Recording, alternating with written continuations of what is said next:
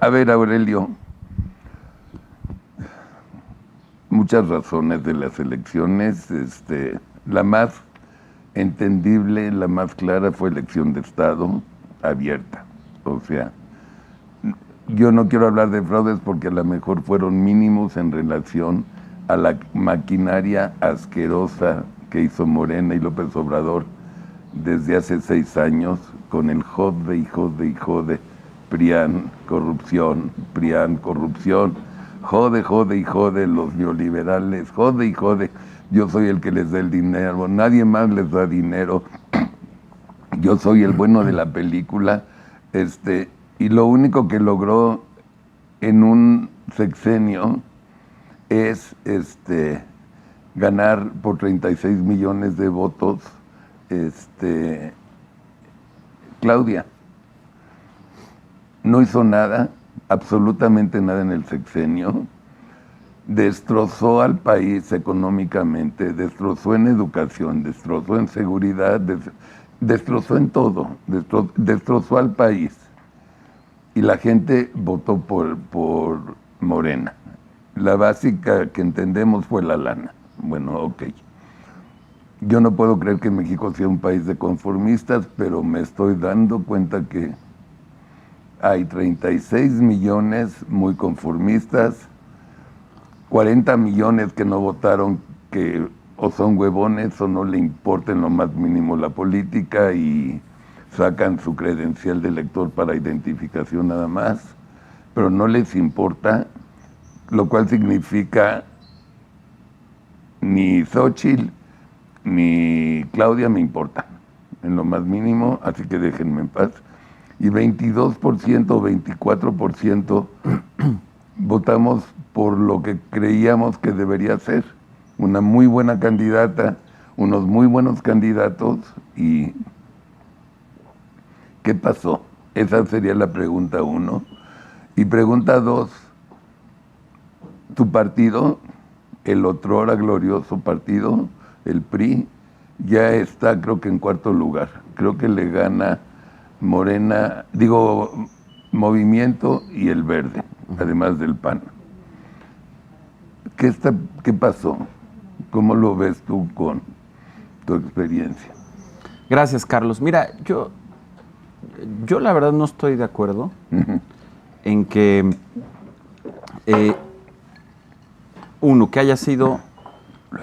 que haya habido fraude. Yo no creo que haya habido fraude. Tampoco creo, la verdad, que haya sido una elección de Estado. No, yo entiendo una elección de Estado como una elección en donde el gobierno controla todo. Y no fue así. Fue una elección que tuvo particularmente la intervención del presidente de la República, pues fue excesiva. Posiblemente en algunos casos haya violado la ley. Pero eso no generó este resultado. Yo sí estoy de acuerdo contigo que si uno analiza el gobierno de Morena, es un gobierno que ha tenido enormes fallas, que ha destruido instituciones fundamentales para el país. Particularmente hay 3 áreas que además son la columna vertebral de cualquier país, que es la seguridad y la procuración de justicia, la educación y la salud, que son 3 áreas que están increíblemente deterioradas, que se les ha hecho un gran daño. Pero yo la verdad creo que aquí es donde tiene que haber una autocrítica de quienes estamos en la oposición. El resultado de la elección en gran medida es por la incapacidad que hemos tenido en la oposición. Y yo creo que tenemos que empezar por ahí. Antes de quienes estamos en la oposición política, antes de empezar a echar culpas, antes de querer justificar nuestras equivocaciones, lo primero que tenemos que hacer, genuinamente, no de dientes para afuera, es una autocrítica. Porque efectivamente, frente a un gobierno que, por ejemplo, tuvo uno de los peores manejos de la pandemia, hoy sabemos que hubo 300,000 vidas, Carlos, que se pudieron haber salvado y no se hicieron. Claro.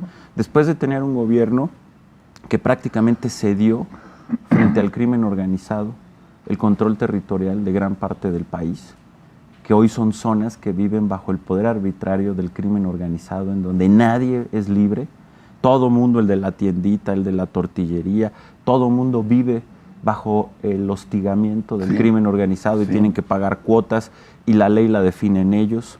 Después de un gobierno que destruyó gran parte de las instituciones educativas, le regresó el control de la educación a los líderes sindicales, acabó con escuelas de tiempo completo, que en salud dejó a 30 millones de mexicanos sin cobertura de salud, que 45 millones de medicinas no llegaron a quienes las necesitaban.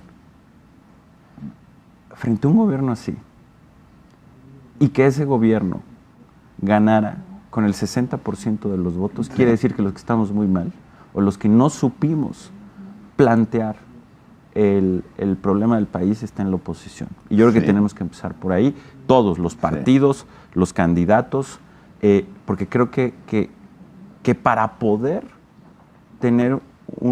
volver a tener una oposición fuerte, potente, que pueda genuinamente volver a competir y ser una opción de poder, tenemos que hacer un replanteamiento. 10 millones dicen, yo no me meto tantas estadísticas, que 10.200.000 priistas votaron por Morena. Pues mira, eso no lo podemos saber, pero lo que sí hemos visto... Pero seguro, ¿dónde están los 10 millones que tenían? Es una caída muy grande en la votación del PRI. En general, de toda la oposición. Más grande, mira, si tú lo ves, a toda la oposición, tuvimos un muy mal resultado todos los partidos de la oposición. Fue particularmente malo el del PRI, es el que más se cae, pero el PAN también tuvo un muy mal resultado. Es decir, tuvo, en términos de porcentaje de votos, el mismo resultado que en 2018, que fue muy malo. Es decir, el PAN no llegó al 20% de la votación, el PRI se cayó al 12% de la votación. ¿Tú alguna vez te hubieras imaginado al PRI con 12%? Nunca. Pero fíjate, a Movimiento Ciudadano tampoco le fue muy bien. Movimiento Ciudadano tuvo el 10% de la votación. Yo entiendo, para ellos era el partido más chico, crecieron respecto a su última... de 6 a 10. Ellos crecieron, esa parte está bien. Y también hay que reconocer que creo que hicieron hay una parte de su campaña que fue una campaña fresca y que eso les permitió crecer. Pero, por ejemplo, tuvieron un resultado desastroso en Nuevo León, que era uno de sus baluartes. Perdieron todo Nuevo León, perdieron la alcaldía, perdieron la senaduría, perdieron todas las diputaciones federales y lograron mantener Jalisco. De panzazo. Exactamente. No como Enrique. Y digo esto, yo no me quiero meter en la vida de otros partidos, pero lo digo esto porque creo que la reflexión de la oposición, de todos, es muy importante. Yo creo que nadie en la oposición nos podemos sentir satisfechos. Y al mismo tiempo darnos cuenta de una cosa. La oposición sumada, somos una minoría, pero es una minoría muy grande, porque somos el 40% hoy. Sí. Claramente una minoría. Hay que reconocer que Morena y sus aliados son una mayoría. Yo creo que hay que dejarnos de pelear con eso, pero hay que empezar a reconocer que tenemos hoy una base de un 40%. Un 40% que está muy dividido y que creo que el primer paso de una oposición es que podamos hablar entre nosotros y decir, hay ciertos valores que nosotros compartimos, que no están en el proyecto de Morena y que ese debe ser un primer punto de unión. Yo creo que uno de esos valores es un compromiso profundo con la libertad y creo que eso es algo que nos debe de unir. ¿Te puedo interrumpir un segundo? Por supuesto. A ver, dame un ejemplo. Sí. ¿Cómo hubiéramos tenido que actuar la oposición, los partidos? O sea, nunca le contestaron a Andrés Manuel, nunca mentaron madres o qué pasó. Que además, en los estados, porque la elección presidencial nace en los estados, no nace a nivel nacional. Ganó Xóchitl Aguascalientes. O sea, ¿qué pasó en los estados? Que la dirigencia no tuvo los pantalones, no tuvo la autoridad. Hablo del PRI y del PAN, de los dos. No entiendo cuando dices no fuimos oposición, sí te entiendo perfecto, pero danos unos ejemplos que hubiera sido ideal y que no hicimos. Mira, como oposición. Yo creo que hubo tres problemas. El primero y más importante, y creo que por ahí tenemos que empezar Sí.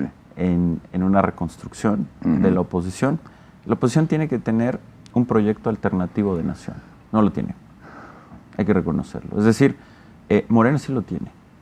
Sí. Y es muy claro. Sí. Y además hay que reconocer que, aunque no lo realizó, en el discurso es muy potente. Sí. Primero los pobres es muy potente. Es un mensaje muy potente. Y te habla de una visión y de un proyecto. Estoy de acuerdo. Si uno analiza, por ejemplo, la pobreza extrema aumentó y hubo muchos otros temas. A los que jodieron antes que nadie fue a los pobres. Pero hay que reconocer que ahí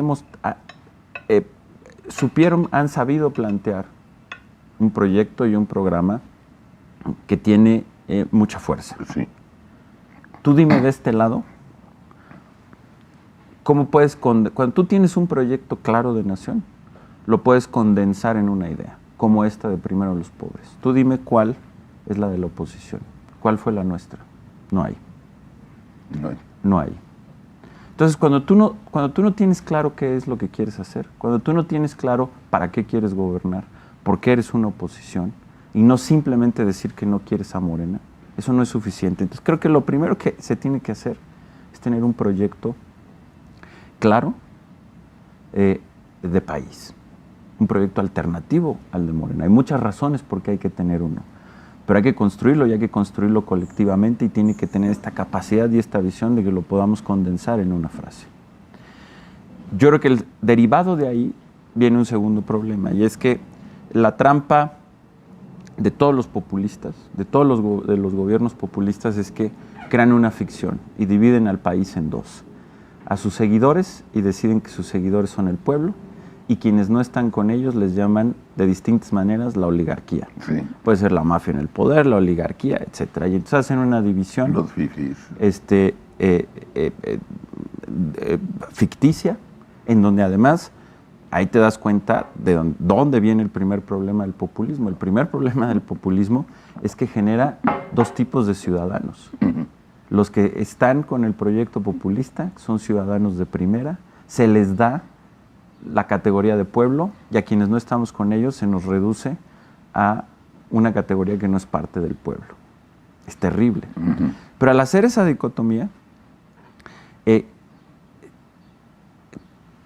toda la polarización que fue generando el presidente López Obrador, la oposición, al no tener un proyecto claro, fue cayendo exactamente donde lo quería el presidente López Obrador. Y empezó a bailar el tango que empezó a poner el presidente López Obrador. Y casi de manera involuntaria, la oposición cayó en esta caricatura de ser la oligarquía. Porque a todo lo que hacía López Obrador, al no tener un proyecto y no poner una agenda, a todo lo que decía López Obrador le decía que no. Y es exactamente ahí donde quería la oposición. Entonces creo que, además de tener un proyecto, lo segundo que tenemos que hacer es romper con esta dicotomía de pueblo-oligarquía, y nos tenemos que salir de ese discurso porque no fuimos capaces de salirnos de ese discurso. Y tres, la oposición tiene que ser mucho menos, mucho menos cupular, estar mucho menos en los temas de la administración del poder, que son muy, muy importantes, pero hay que salir a estar hombro con hombro con la gente y estar presente, no nada más de discurso, sino en acción, con las mexicanas y los mexicanos que más están sufriendo y padeciendo los malos gobiernos de Morena, quienes están padeciendo el dominio del crimen organizado, quienes están padeciendo la crueldad del crimen. Por ejemplo, todas las madres buscadoras, no de palabra, la oposición tendríamos que estar ahí, Claro. Genuinamente. Claro. Todas las personas que no tuvieron una medicina, todas las personas que no están llegando a los centros de salud, no es nada más decirlo. Hay que estar, pero hay que estar de manera genuina, porque si no es genuino, la gente ni siquiera nos va a recibir. Pero tenemos que ir ahí y tenemos que estar solidariamente con ellos. Tenemos que tocar su corazón, tenemos que encabezar sus causas. los niños que se quedaron sin escuelas de tiempo completo. Tenemos que estar no solamente en el discurso, tenemos que estar ahí, en esas escuelas, con sus mamás, con sus papás, trabajando en un proyecto alternativo de nación. Y creo que eso tampoco se hizo del todo, Carlos.